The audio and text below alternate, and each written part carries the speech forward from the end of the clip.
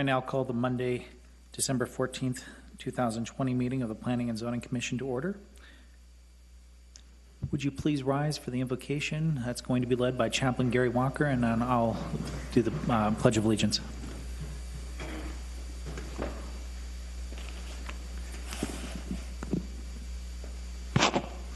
Heavenly Father, we give you all the praise and all the honor and all the glory, Lord, and ask that you be here tonight with this planning agenda, Lord, and give the planners here is wisdom and discernment, Lord, and be with everybody. Bless everybody that's here tonight. In Jesus' name we pray. Amen.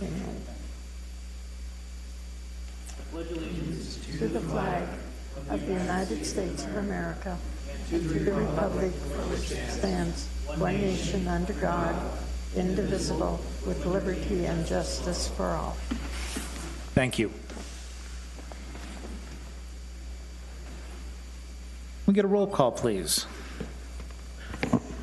Commissioner Rutherford? Here. Commissioner Musara? Commissioner Roberts? Here. Commissioner Laney? Here. Vice Chairperson Rankin? Chairperson Zurcher? Here. Is there a motion to approve the minutes from the October 12th meeting? I move we approve the minutes of the October 12th meeting. Is there a second? Second. All those in favor signify by saying aye. Aye. Aye.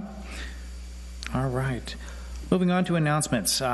Just want to announce that Commissioner John Yater submitted his resignation last week. I want to just take this time to thank John personally for all the years of service to the town of Prescott Valley. Besides serving on planning and zoning, he's also served on council, and he will be sorely missed, and I will personally miss him as well.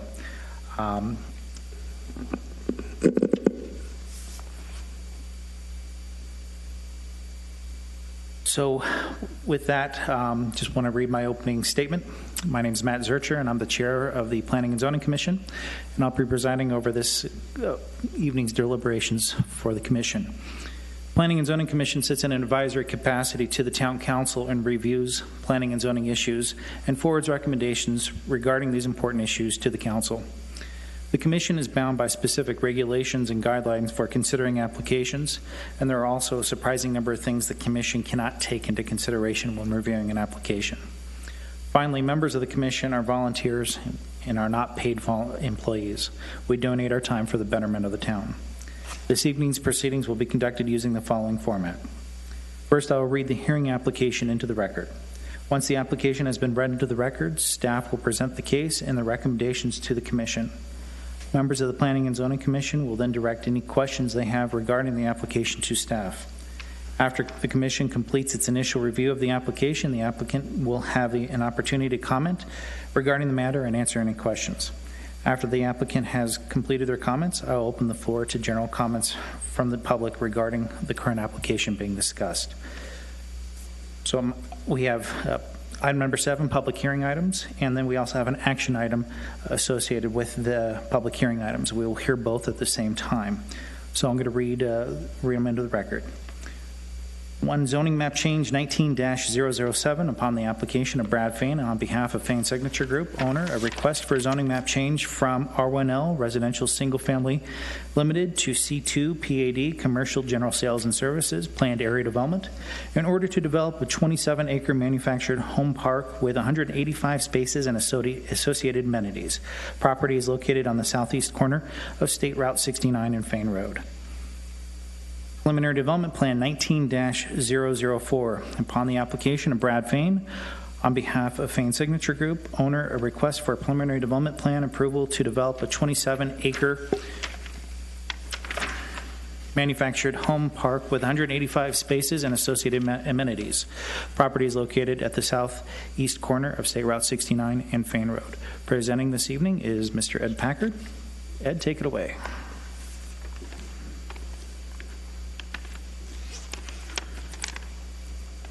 Thank you, Chairperson and members of the Commission. My name is Ed Packard, staff planner with the town of Prescott Valley. And this is two applications, ZMC 19-007 and Preliminary Development Plan 19-004, which are connected for what you mentioned, 27 acres, 185 space manufactured home community. This has been before the Commission most recently in September, so I'll keep my comments brief, highlighting on the changes that are proposed in this in the application now. There is a chart in your in the report highlighting those changes, and I'll just go over with them. Before the proposal now is for 185 spaces. Previously, there were no amenities proposed. Now there is. They've committed to building a clubhouse, a pool, a pickleball, some pickleball courts, and cornhole and bocce ball. Some active amenities within the project. Also, the traffic impact analysis was updated for this submittal. My understanding is that ADOT has requested some additional updates to that analysis, and there have been some letters submitted. I believe they are in the record, and you've seen them, and also some emails. And they're just touching on the ADOT's requests. There seemed to be some alarm that that ADOT was requiring an updated TIA, and at this point, this is a preliminary development plan with the rezoning application. These are still preliminary plans, and it's not uncommon to be working with ADOT at this point. ADOT is their own agency. We submit, the applicant submits, they submit plans and submittals to us, but they also submit directly to ADOT, and so they oftentimes are going through their own separate, ADOT is doing their own separate review process directly with the applicant, which I believe it's also in this case. But the updated report did it showed additional trips happening on Village Way, including an additional 740 trips added to Village Way, which is still 73% of the design capacity. With that, staff does recommend approval of ZMC 19-007 with stipulations 1 through 3 shown in your report, and also recommends approval of Preliminary Development Plan 19-004. Thank you, Ed. Any questions from the Commission for staff? Seeing none, I'll invite the applicant up.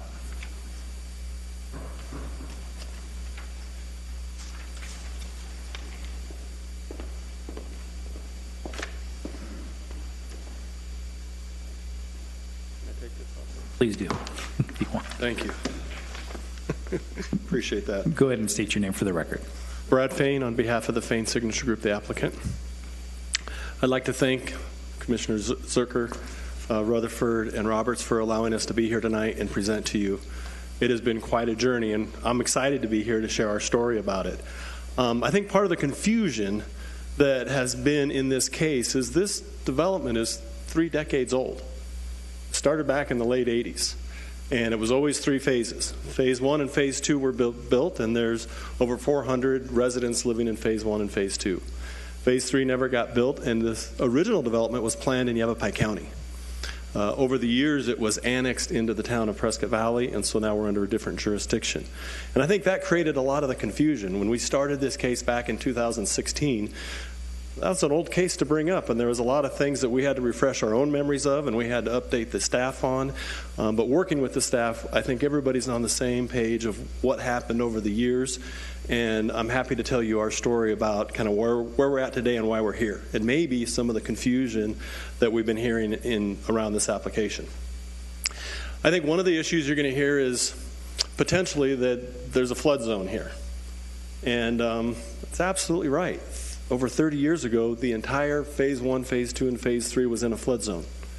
And the developer at that time, Faun Signature Group, was required to put in a dike to take it out of the flood zone. For the last 30 years, the dike has performed as designed and as expected, and the property has been taken out of the flood zone. So both Phase 1 and Phase 2 have not had any issues of flooding due to the dike, and Phase 3 is currently out of the flood zone. And so I wanted to bring that up because there is some water issues, and when this project was originally developed, Highway 69 was a 2-lane highway, and ADOT widened the highway. When they widened the highway on the westerly side of the highway, the opposite side of the highway, there was a lot of flooding in the country club there. And I think ADOT addressed some of that flooding, and that water came onto our side of the highway because we're downhill, because that's where the creek is, and so naturally they're going to take that way. So there are some issues due to that excess water that was not in the original engineer design coming onto this Phase 3. The good news is the planned development and the developer that is looking to develop this property will have to address that water, and it will take care of all those concerns that are basically runoff coming from the highway. There are no issues from the creek. We'll deal with the extra water during the development. So you might hear some concerns about the floodplain and the flooding, and this development should take care of all of that. I think another issue that's been brought to our attention is a lot about the traffic impact study and when it was done, how it was done, and there's a lot that goes into that. And so the traffic impact study was originally commissioned in January of 2017. It was done again and updated in the summer of 17, and then updated again in November of 19. So we've hit 3 of the 4 seasons, different traffic counts, different activity going on there. But one of the criteria that we're required to achieve when we do a traffic study is ADOT prefers, and the town, I believe, prefers it to be done when school is in session. And even though this community doesn't have any school-age children, we are impacting Bradshaw Mountain Road, which does, Quailwood does have school-age children, so they want to see the traffic counts when it's a more normalized traffic situation. So that's why the traffic study needs to be conducted during that time period. And then in working with the town, there's an agreed upon factor that we put to a traffic study. And in this case, we increase it by 25%, and we pick a traffic condition of the year 2023, and that's in a mutual agreement with the town staff. And then we go to ADOT and we say, well, what's your growth rate on Highway 69? They tell us the growth rate, and then we do our projections out to 2023 to account for all of that. And as you could hear from the staff report, even with all that increase, we're still at like 73% of the design capacity of the roadways. So there's plenty of room there for these cars. And there is some interest in ADOT. And what ADOT's interested in is what is this project, if any, going to have on the highway from an exit standpoint? There's been a lot of talk about that. And there's been talks about a potential stoplight. This project doesn't warrant a stoplight because in our discussions with ADOT, there's not going to be enough left-hand turn movement out of the project on Village Boulevard. And that was what would warrant the stoplight, the left-hand movement.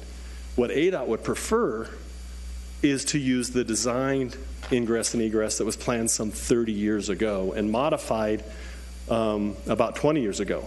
So the original ingress and egress for this project was Village Boulevard onto Highway 69, and then when Phase 3 was to be built, it was going to go up to Old Fain Road and exit on that dirt road. For those of you that have been around long enough, you can remember that was a dirt road. Well, shortly after this project got underway, about 20 years ago, ADOT and the county worked on a new bypass road to help traffic congestion for the whole region, and they built Fain Road. When they built Fain Road, they elevated it to make the ingress and egress on Highway 69 at grade to ADOT standards, and they also had to build a bridge over Lynx Creek. That bridge is huge, and when that happened, the developer, Fain Signature Group, went to the county and said, wait a minute, are we going to get access to New Fain Road? Because we have this development agreement signed by the county that says we have access there. And they said, well, you can't have access. And they said, well, we already have it. You guys have voted on it. And so what ADOT did is, or the county, they worked with ADOT, and they determined that we could go down to Bradshaw because they would not grant us access on Fain Road because of the condition of the road and the class of the road that was being built. So the county built Village Way to take Phase 1, Phase 2, and now Phase 3 south to Bradshaw and give us a full lighted intersection for people to be able to exit the highway and turn left safely. That has always been the intent for the last 20 years of the 30-year length of this project. And so in our discussions with ADOT is, yes, they want to know the traffic counts for their information and what's happening at 69, but they prefer that the project use the existing ingress and egress that is designed for it, which is the Village Boulevard and then south to Bradshaw, and use the stoplight for a safe left-hand turn. As to the emergency exit, we've worked with ADOT. They've assured us that as long as we make the application, once we get our final development approval, that there should be no issues as long as it is truly an emergency exit. And what they define by that is it cannot be mistaken for ingress and egress by me or you or any of the residents there to be used. So it has to be gated. It's stated for emergency access only or emergency exit only. But as long as the project meets those requirements, we don't see any problem with getting the emergency exit. And that emergency exit will also be a benefit to the existing homeowners because now they'll have yet a third way in the case the first two exits get blocked for some reason. They can come into the project here. The other issue that we've heard that I want to bring to your attention on traffic is right there along Village Way. And it's been a long discussion, and we've worked well with the town, and we've come up with an agreement that we think all works. It is a town road, and typically when you have a town road, you have to build it to town standards, which is a certain width, curb, gutter, sidewalk. However, that doesn't fit in the existing right-of-way that's there because, unbeknownst to any of us, when we started to research it, when the county approved a couple of the homes that are along Village Way, this was before the town had annexed it, they actually approved the placement of the home in the right-of-way. So in order to put in a full width of a road with a curb, gutter, and sidewalk, we'd have to relocate some homes. And neither us nor the town felt that that would be warranted for this community in this condition of a road. So we've agreed that the road will be widened. It's, in some places it is already 24 feet. In some places it's just under. So the developer is going to widen it to 24 feet the whole way. And the developer has agreed to put in traffic calming speed humps so that we can keep the speeds low so that people feel safe moving around when they're not in their vehicles. So that's kind of the other issue I just wanted to make sure you guys were aware of on the traffic. And what we, and we came to this by working not only with the town, but we've had 2 neighborhood meetings, and we've gotten a lot of comments from the neighborhoods, from the neighbors down there. We've met since 2016. We've met with every single board that has been assembled down there to talk about this project, including the most recent board, which you have a letter of their endorsement for this project. And there was some concern that we gave them some money. And in talking with the current board, they feel because of this project going in that they may want to add some signage or some traffic calming speed humps on their private roads. And they asked if we would be willing to support in that, and we said, well, sure, we can do that. And so that was what that money was for, so they wouldn't incur any burden to have to put in traffic calming or signs that say, you can't come down Mountain Brush Road. And that's all that was for, was just to help them out so that we didn't burden the HOA or the community down there with the development of this project. And then the last part that we've really worked with is the folks on Pepper Tree. Our representatives have met with some of them, some via phone, some via text or email. We have offered to meet with them. Personally, my brother and myself, we have not met with them, but our team has. And in working with the developer, we've agreed to put in a 10-foot buffer between the north end of their project and the south end of the new project that will be landscaped with most likely some type of native, low water consuming vegetation. And then the developer has agreed that the neighbors along Pepper Tree can choose the type of barrier they want, whether they want a block wall or whether they want a more transparent wall so that they can see through their views. The homes will be backyard to backyard, so maybe they want a more transparent with a 10-foot buffer. So he's willing to put in whatever they would like. And so we've tried to address the concerns there. Now, as you guys all know, you've been doing this for a long, long time. We're not going to satisfy everybody on this project, but I think over the years that we've been working on it, I think we've really come up with a great solution to address the big concerns that are either a health or safety issue. We can take care of the drainage issue that already exists out there today that was caused by the widening of Highway 69, and we're still well within our traffic capacities for the traffic. And we really are excited about this project because now we do have a builder in tow who wants to get started on this project. And I just remember when we first met with staff way back when we started this project, they were pleased that we were bringing forth a zoning case on this for a product that is essentially identical to the homes that are down there. The one difference between what we're doing today, or the developer will be doing today, and what already exists there is those homeowners have fee simple title to the land of which their home sits on. In this project, they'll lease the land, they'll still own their home, but it'll look the same. The biggest difference will be the original product has 30-year mature landscaping. The new product will have young landscaping that will take some time to mature, but over time the two products will look essentially the same, and it really was the original intent from 30 years ago when this project was proposed. And I'm here to answer any questions. We're really excited about this, and we thank you guys for taking this project on. Thank you. Any questions of the applicant from the commission? I have no question. Just had a few things real quick. Sure. Brad.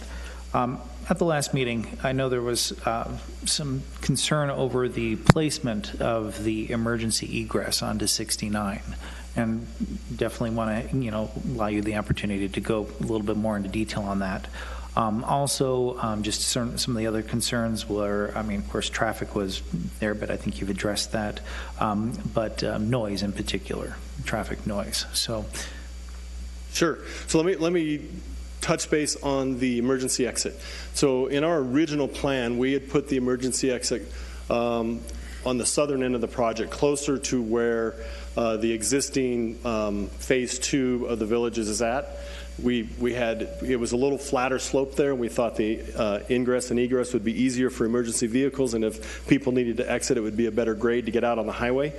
But in working with the CYFD, they came in and they preferred that we move the exit to the north side or the westerly side of the drainage that comes across from ADOT, from the highway, so that if there ever was an issue where traffic was blocked just on Village Way, just as you enter the project, there would be another way to go around and be able to get to emergency access, that people off Mountain Brush would be able to get there, as well as all the neighbors in the new phase. And so we've moved it, I guess you'd say, closer to Fain Road on the other side of the exception on the map up there. So we worked with the fire department on that, and they're pleased with the new location. They like it. They're not worried about the grades, and we actually think it does provide more safety for the existing homeowners as well as the new homeowners.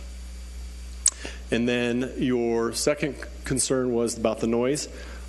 So unofficially, we went out there and we had a noise meter to measure the decibels, and the decibels of the highway are about twice as much as the decibels of the cars going up and down the street. And so any noise impact we have is currently drowned out by the noise traffic of the highway, and there's nothing we can do to address the noise highway. any other questions? All right. Thank you, sir. All right. Thank you very much. At this time, I will open the floor to public participation. I just want to read the rules for public participation. Speakers are limited to a 3-minute period. Upon the conclusion of 3 minutes, please promptly finish your remarks. If you wish to comment, please remember that you may only comment on the application being discussed, not on any other issue.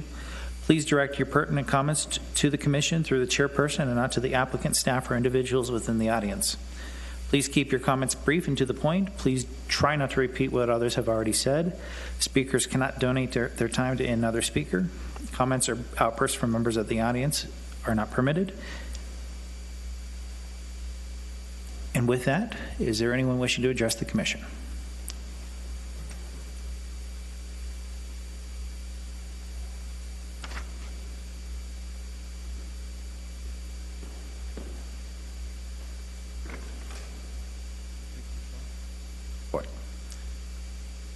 Go ahead and please state your name for the record. Bill Mcgivern, Lot 396, Villages, Lynx Creek. You passed approved the minutes of the October 12th, the October 20 meeting earlier, and in that discussion is a public record of what we agreed to on the 14th of September, and we were 90% of the way there. Now we find we have another player that wants to insert themselves in the game and change the rules again. We're in excess of 2 years on this project already. So there's a few things that have fallen through the cracks. They've admitted they don't want to develop this themselves. They just want to get the zoning changed to make it more marketable. So we'd have a fear about there being any binding obligation on the part of the developer that would buy it to comply with whatever we agree to. October 5th, 2018, it's not a typo. Faun sent property owners a letter per statute advising them of a community meeting to get input from us and potentially present their case. 212 property owners within 300 feet showed up. There was not a single approval, but we had unanimous concerns for 5 or 6 things that have been subsequently largely addressed, but not completely. The absence of independent egress and egress has been discussed. Increased volume of traffic on Village Way. No certainty of a 55 or over community. That's been resolved. The proposed closure of Mountain Brush to Village Way, that's been resolved and it's going to stay open, or at least it was as of the 14th of September meeting. No open space buffer zone separating the exclusively rental properties from the village's private property ownership. There's a lifestyle difference when you have renters who don't necessarily concern themselves with the upkeep of the property or the rules and regulations of the community.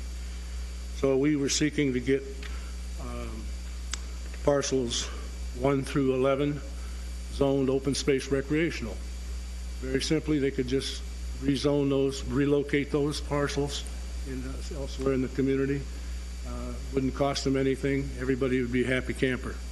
There was another option if they were going to be greedy about it and they wanted to take some RV parking space acreage and allocate it to the villages and give them ownership of those lots and have it. It seemed like something, but the point is the approvals for these things are basically limited to the people that live within 300 to 1,000 feet.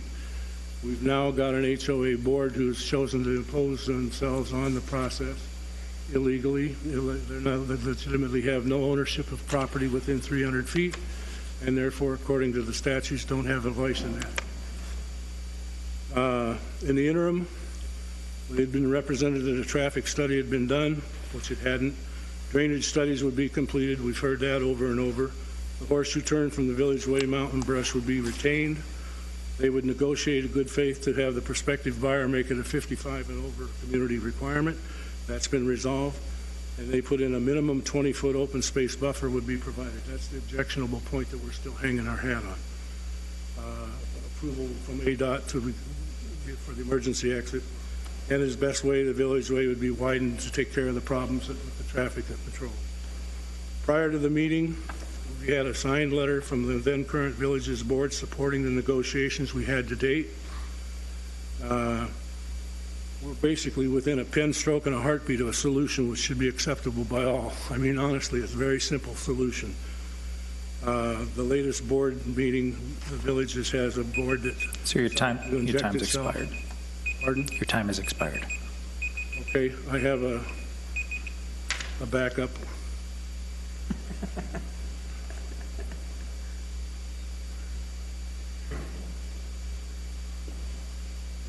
We do have, in fact, signed petitions by all the property owners on Village Way and in the 300 group objecting to the proposal as it is.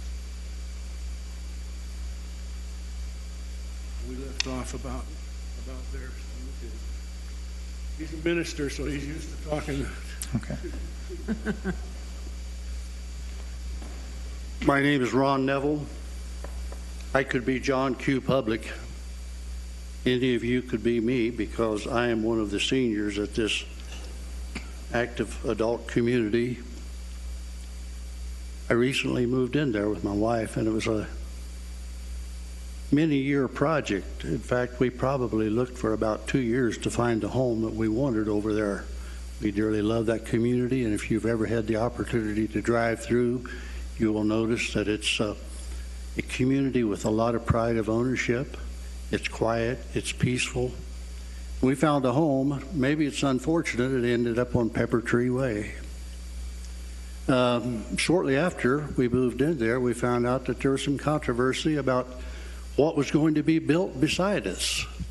A lot of stories about going to be renters, a lot more traffic coming down Village Way. And if you've ever had the occasion to drive that street, you know it is narrow. And there are people that live right there that back out of their driveways right into Village Way, seemingly without looking. So it's a bit of a hazard. It's a concern to any senior that would live there to think about another approximately 200 cars going up and down that little street. Also, the concern is about the green belt, if you will, only 10 feet separating the two units.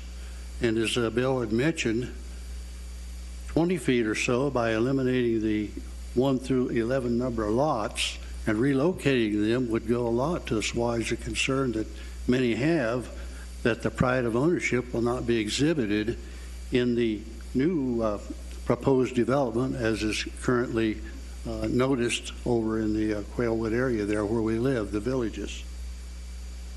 So we feel that all politics aside, things can be resolved, but it takes some give and take on each side.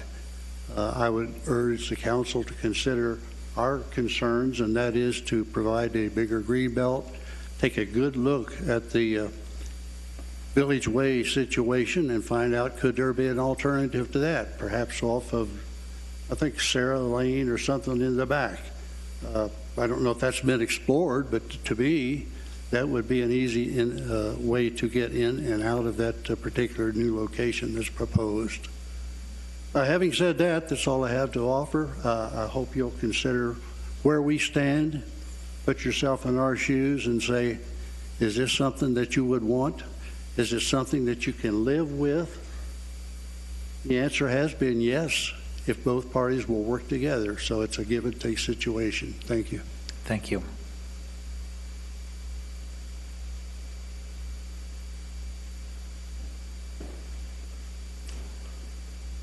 My name is Debbie Oberle. I live on East Pepper Tree Way on lot 394. There's been obviously a lot of discussion this evening. Ingress and egress is something that continues to come up with regarding this project. I realize that this is phase 3 of a long-time project, but what occurred 25 years ago when phase 1 and 2 were done is not the Prescott Valley of today. Things have changed quite a bit, including the addition of Faun Road itself. The use of Village Way, the expansion from 20 feet to 24 feet, even the roads inside the new proposed development are bigger. So their own development has larger roads than the main road that they're going to use to get in.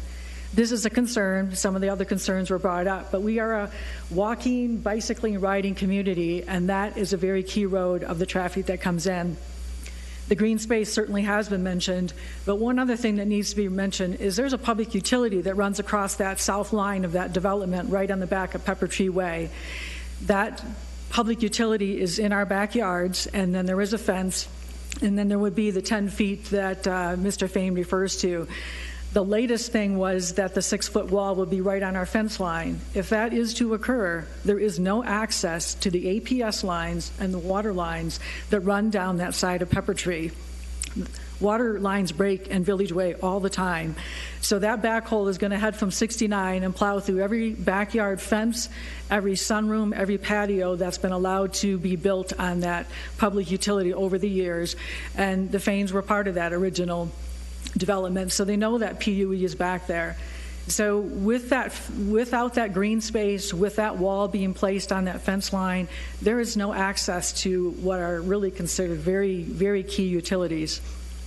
The traffic study has been brought up. I understand that it's desired to be done in the fall because of the schools, but the Villages is a summer community with a very popular golf course that has leagues that's running through that main entrance all summer long. And not only do you have the Village residents, but you have their guests that come in there all the time. So traffic counts have been, from the fall of November 17, have been updated using guesstimates, 25% increase, which is not based on any data that has occurred during the actual summertime where the actual traffic has occurred. So it asks that you look further into it. This is a high density development that's being proposed. A lot of things have changed in Prescott Valley since Phase 1 and 2 has been done. So I ask you to please reconsider and just think about adding more green space and reducing the density of the development. Thank you. Thank you.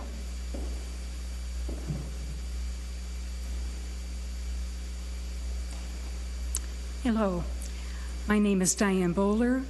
My husband and I own a home on Pepper Tree Way. In addition to the concerns that our neighbors have brought up, I'd like to add a couple of other items. The first one is that currently the property at the entrance to the villages is for sale, and whatever commercial enterprise develops and purchases that property will add additional traffic and congestion to Village Way and also to the entrance from Highway 69. This has not come up in other traffic data that's been presented. The other item is the space that's been reduced from 20 feet to 10 feet between Pepper Tree and the new Creekside Villas, and the wall that's now being proposed to be placed on the Pepper Tree lot line. As Debbie mentioned, this would prevent any access to the easement for utilities without removing fences or walls or possibly even trees. And this would come at a great and costly disruption to the property owners. Apparently, the Faun's proposal for the wall is to leave it up to the individual property owners to construct a wall or fence of their choosing that can be anywhere from 3 to 6 feet high. Since the new lots in the development are less than half the size of the lots on Pepper Tree, this could mean that the Pepper Tree owners would be looking at up to 22 different kinds of structures, walls or fences that could range in height from 3 feet to 6 feet. This could be a real hodgepodge, and it could not possibly meet the planning and area development's provisions to be in harmony with the surrounding areas and developments. We respectfully request that you reject this proposal as is presented. Thank you. Thank you.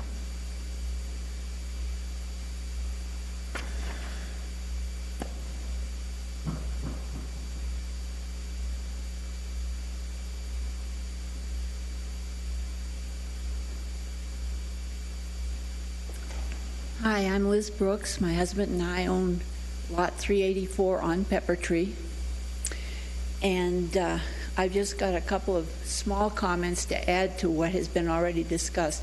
One is a serious concern for the 9 homes that have to exit onto Village Way with the increased traffic. We're talking about a slightly curving road. We're talking about a population which, for a large part, is somewhat hard of hearing, to put it mildly.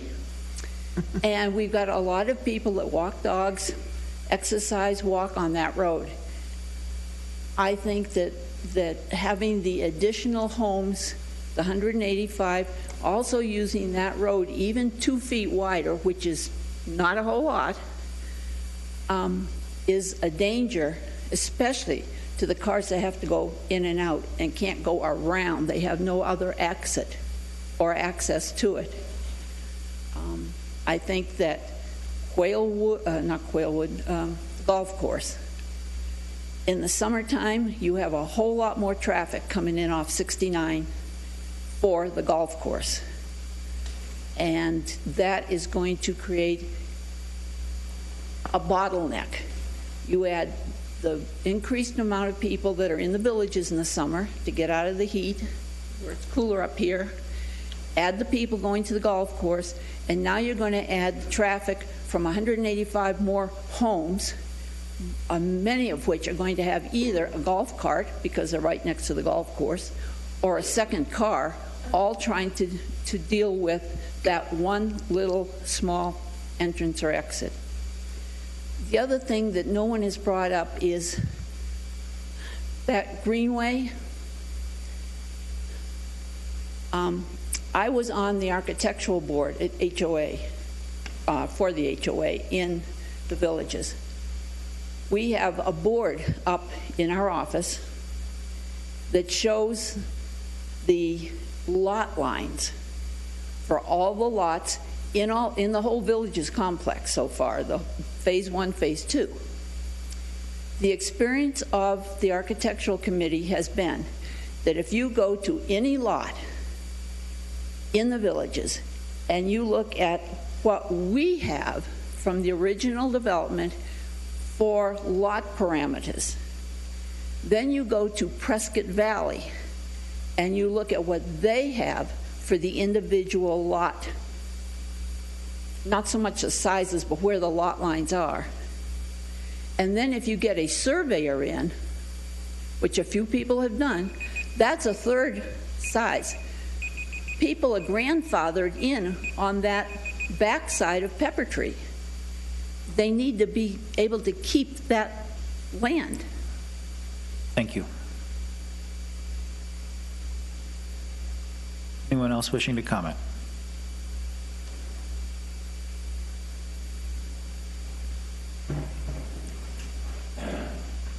Thank you, folks, for giving us the opportunity to speak here and meet with you this evening.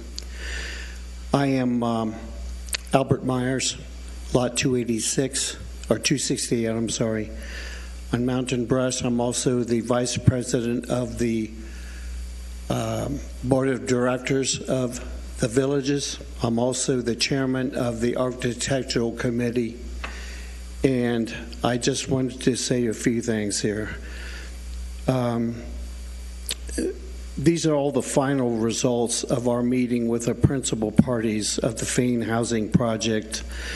They've approved everything that we have been so concerned with during all of this last several years and this last 3 times that we've tried to, that the Faun group has tried to get this approved. The way it stands now, the board of directors is totally unanimous in the procedure going forward. They have addressed every issue that we showed of concern, and so I thought I'd tell you that now the Village's way, board of directors is unanimous to go ahead with the project, and that's it. Thank you. Thank you.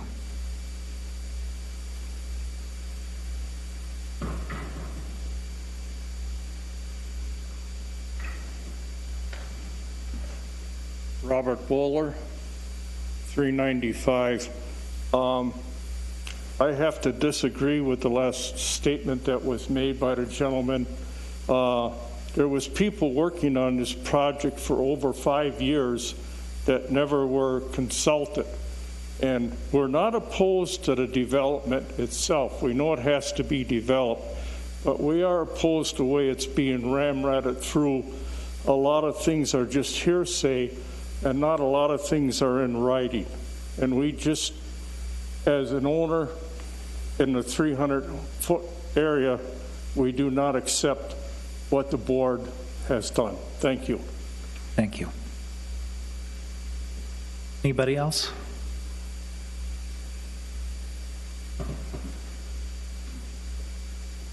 Hi, I'm Steve Breyer, village resident, president of the board of directors.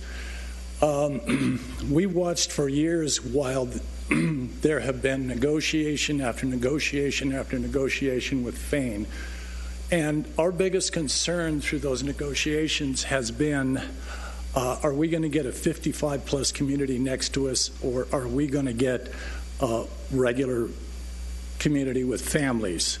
Our concern with that was migration into our neighborhood by young people. We're a retired community. Not that young people are bad, but they can certainly create some mischief. So we were concerned about that. When this plan came around, we looked at everything. We had looked at all the history. We did a lot of research. And it was not perfect, but it was a good plan. And it provided us a neighborhood next to us that we could live with, cohabitate with. It would be great. A couple things I wanted to clarify was there would not be 11 different walls in the back between the properties. It was the choice of the homeowners on Pepper Tree as a group whether they wanted a 3-foot or a 6-foot fence. So it would be consistent all the way through. The other thing I wanted to bring up was 720 homes has been mentioned, or excuse me, trips has been mentioned as the traffic. There's going to be 180 homes of retired people. Well, that's 2 trips a day per house, which I know is high. But even if it was that high, 720, if you divide that by 12 hours, that's 1 extra car per minute. So I wanted to put that into perspective. We're concerned about those residents that are backing out onto Village Way, but when people say we're going to have a traffic jam going down that road, it's not quite as that way. So I just wanted to share that with you. Thank you all for your time. Thank you. Anybody else? Seeing none, I'll go ahead and close public comment. This time I'll invite the applicant back up.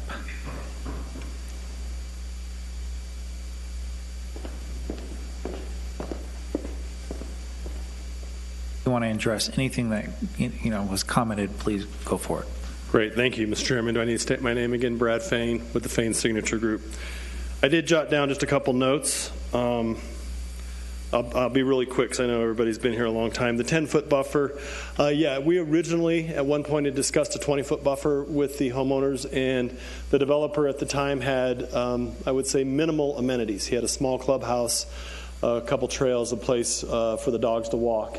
In working with the developer, he has enhanced the amenities, and they take up more space. So he's planning on pickleball courts, more of a true clubhouse so that this community can be self-contained, and he needed the extra space. So it was a trade-off, and when we met with the current HOA board, we explained that to him, that it was a trade-off of a 20-foot buffer versus more amenities.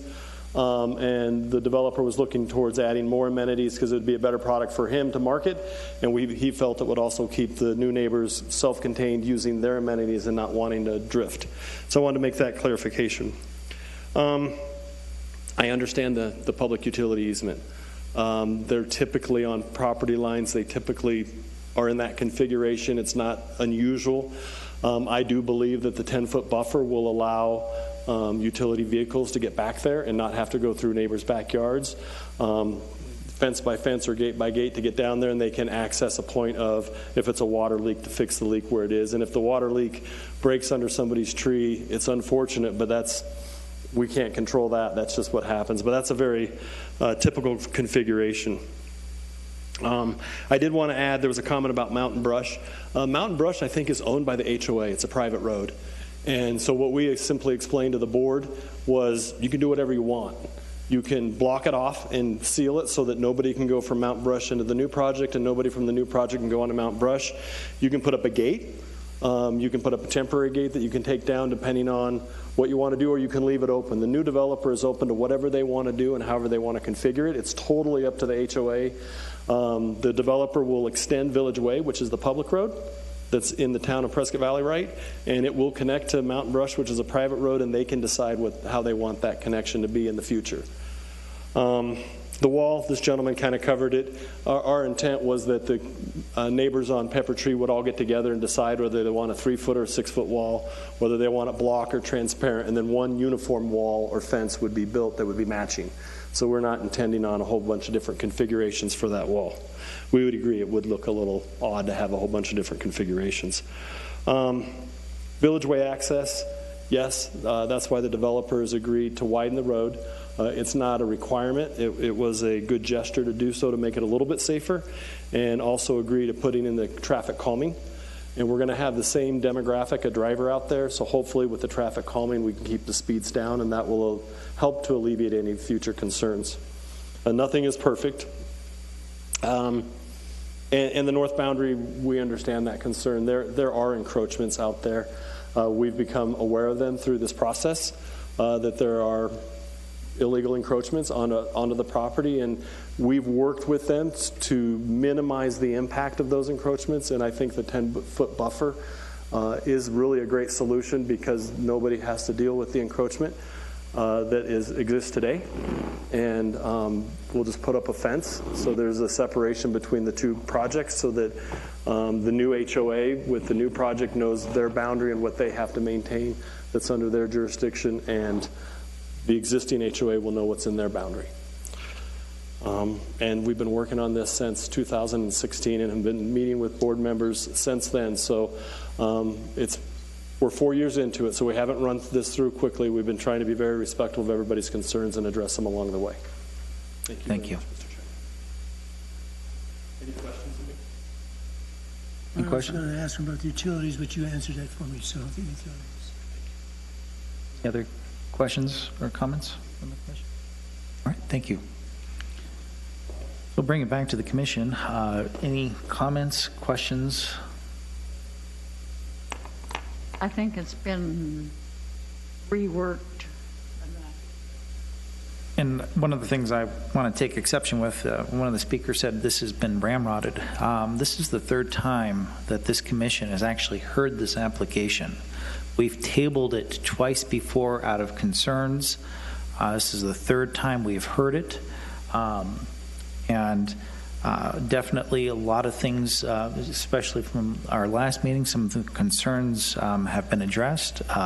The added amenities, and some of the other conversations that have occurred. So with that, I'm going to ask, is there a motion to approve zoning map change 19-007 with the conditions that are listed, which are conditions 1 through 3?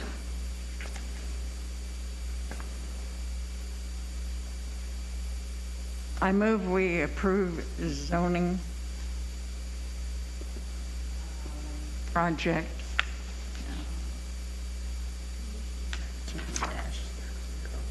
ZMC 19007. Is there a second? I'll second. It's been moved and seconded. Roll call vote, please.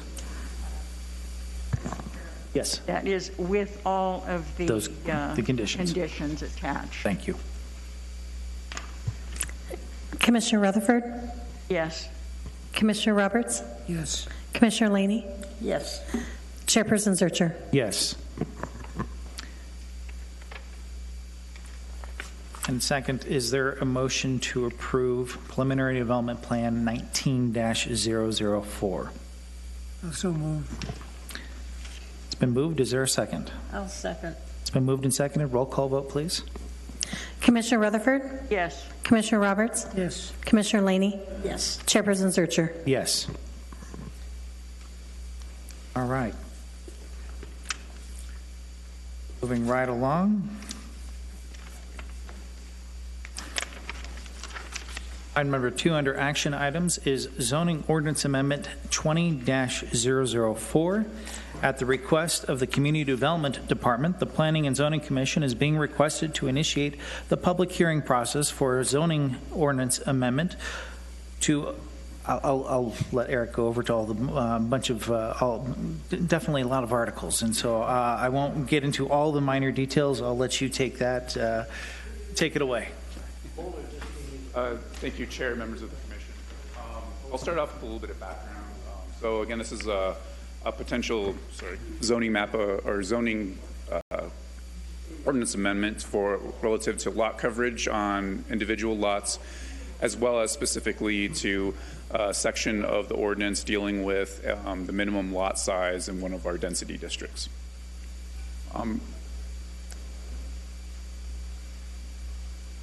So kind of how we got here was a couple of the community members have wanted to construct whether they're pergolas, whether they're patio covers, those kinds of things on their lots.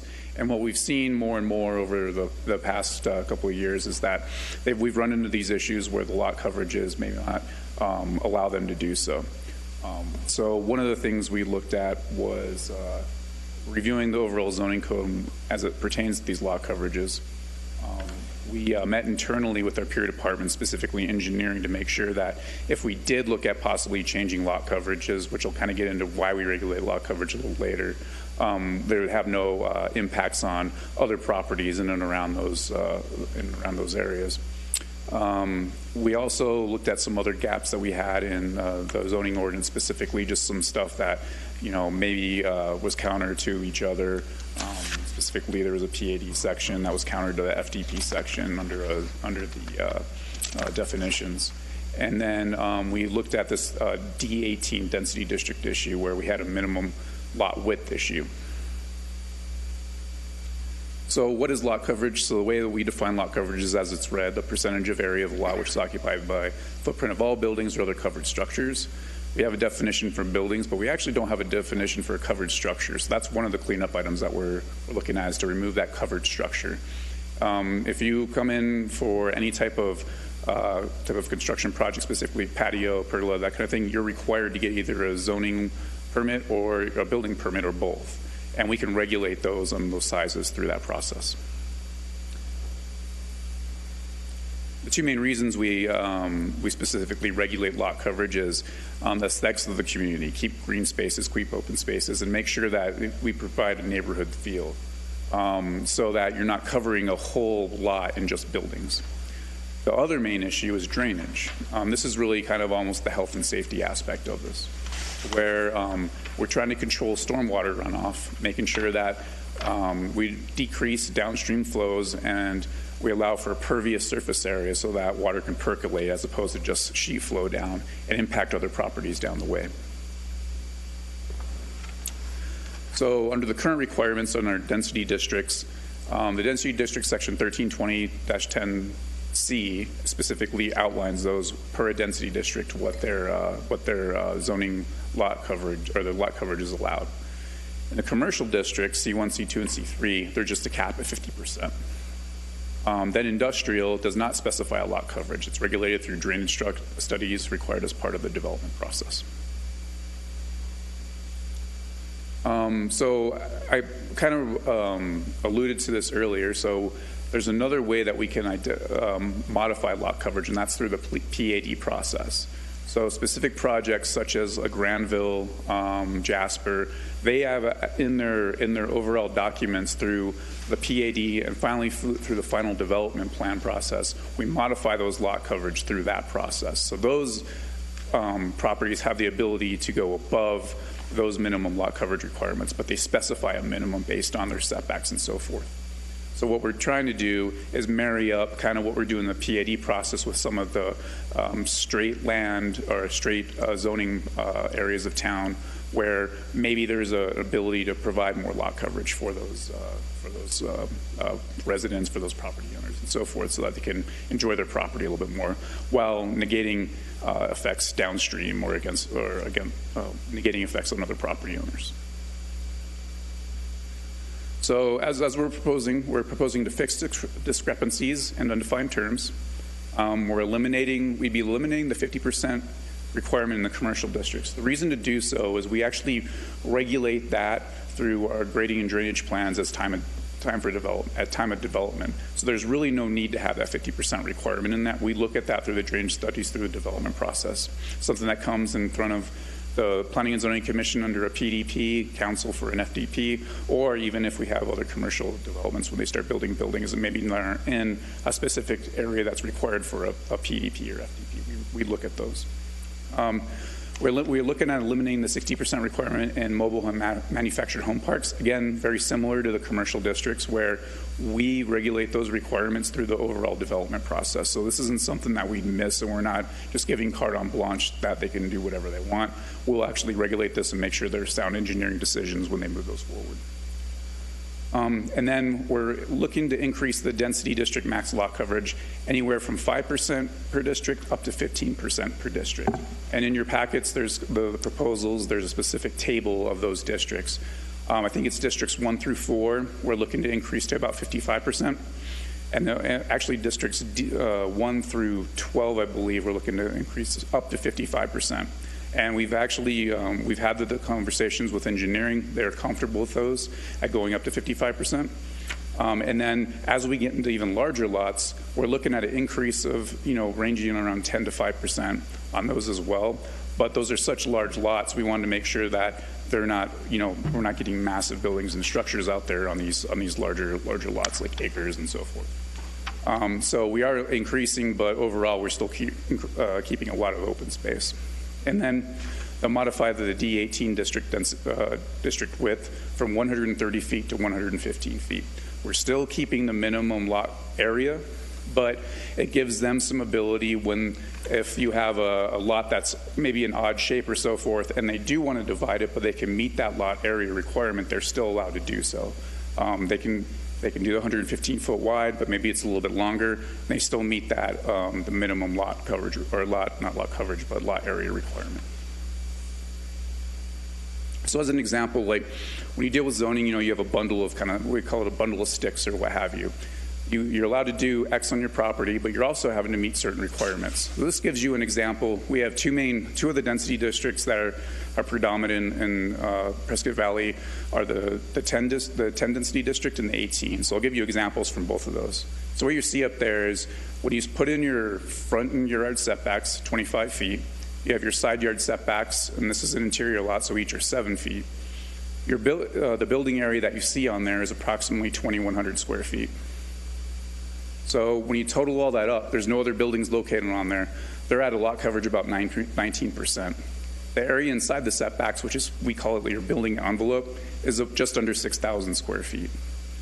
Now, currently the max lot coverage area requirement is 40%. We're looking to increase it to 55%. And it would increase the max building area to 1,633 square feet additional of what they would be allowed on there. Now, that's not just, it could be attached to the building, it could be detached from the building. But another item of interest too is when you have these accessory structures, you also modify those accessory structure setbacks. So you see those lighter colored greens, those are the accessory structure setbacks. So no matter what, even if you start increasing the amount of building area on these properties, you're always going to have open space. There's always going to be a minimum amount of open space, and they're still going to meet setbacks, whether they're for the main structure or any accessory structures. This is a D18 district, R1L. Again, lot area is about 21,000 square feet. In this case specifically, when you total those up, this is a 115-foot wide lot. That was kind of the reason we chose this example, was because this is one of those lots that, is longer than it is wide, which still meets that density district requirement, meets all the setback requirements, but, you can still develop in that way. And basically, it's along the same issue where here's the setbacks, here's your buildable area. We'd be looking to increase the possible max building area. That includes all buildings on the site at 2,000 square feet. And they still have to adhere to all setbacks, which means they still be providing open space. Just a couple other items of note as well. One of the reasons to show you the setbacks was we wanted to make sure that when we bring this in front of council or bring this in Planning and Zoning Commission, if it goes to council, that we show that we are going to be adhering to all those setbacks. We're not looking to change those. We're looking to make sure that they stay within that buildable area.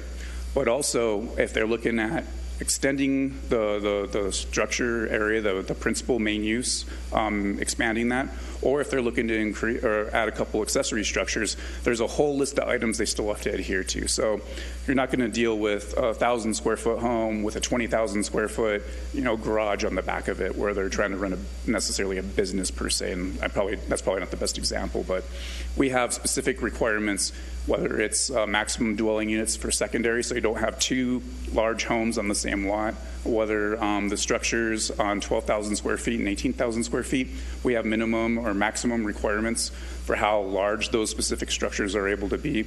So we still have those caveats in place to make sure that we're not going to deal with these superstructure type accessory units in and around the town of Prescott Valley. So kind of next steps. So what we're asking for tonight is for the commission to allow us to move forward through the public hearing process. If that takes place and the commission would like us to move forward, we would hold a Planning and Zoning Commission public hearing Potential action on January 11th. We'd be looking at a public hearing and first reading with council tentatively on February 11th, and possibly a second reading and action by February 25th. If the ordinance did go into effect and was deemed approved by, recommended approval by the Planning and Zoning Commission and the Town Council, it would go into effect about 30 days after that action was taken. So again, the action that we're asking for tonight is to move to initiate the public review and hearing process for ZOA 20-004, lot coverage and lot dimension amendment. If you have any questions, I'd be happy to answer those. Thank you, Eric. Any questions of staff from the commission?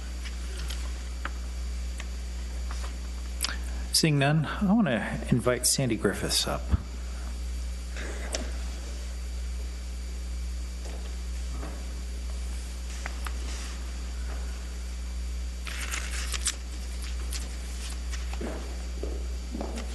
Do you have any comments, Sandy? Do I have any comments? I feel that this change that our town planner, Eric, has done and gone through is absolutely fantastic. They've taken something that was old and outdated, and as Eric said, they've married it and brought it into a new century and a new way of dealing with the process that had some major problems and concerns. And what has been presented to you this evening will definitely stop a recurrence of a major challenge and some problems that we've been faced with. So I do applaud Eric immensely for your hard work. Really appreciate it very much. I understand you were also a driving force behind this, correct? I was a force. So I want to thank you as well. I thank all of you, and I'm just so happy and thrilled about this. It's just wonderful. Thank you. Long overdue. Chair and commissioners, I appreciate you. So Sandy, thank you. And Eric, thank you. And staff for all your hard work in bringing this forward to us this evening. And with that, is there a motion to initiate the public review and hearing process for zoning ordinance amendment 20-004, lot coverage and lot dimension amendment? So be it.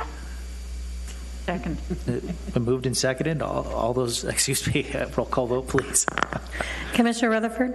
Yes. Commissioner Roberts? Yes. Commissioner Laney? Yes. Chairperson Zurcher? Yes. And with that, before we adjourn, I just want to wish everyone a Merry Christmas, and here's hoping and praying that 2021 is a much better year than 2020. With that, is there a motion to adjourn? I'll make a motion to adjourn. Is there a second? Second. All those in favor signify by saying aye. Aye. Aye. We stand adjourned. Thank you.